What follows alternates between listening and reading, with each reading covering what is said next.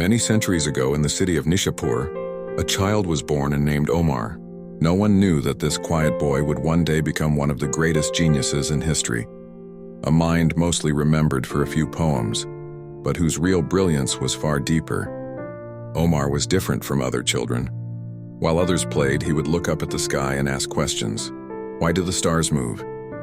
What is time? Why is life so short? He was thirsty for knowledge, not just poetry, but mathematics, philosophy, astronomy, and the mysteries of the universe. He studied for years and learned so much that people called him a Hakim, a wise man whose wisdom came not just from books, but from deep thinking. Omar Khayyam was a genius in mathematics. He solved equations that European scholars would not rediscover for centuries.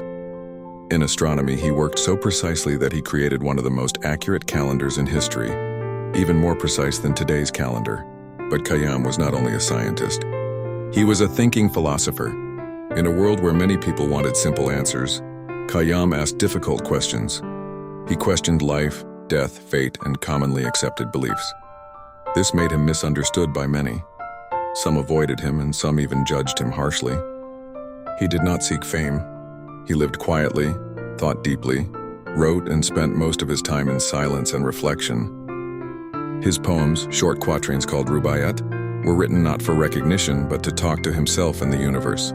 Years passed and Omar Khayyam died, unaware of the strange fate his name would have. Centuries later, the world discovered his Rubaiyat and suddenly realized that behind these short poems was a mind of extraordinary brilliance.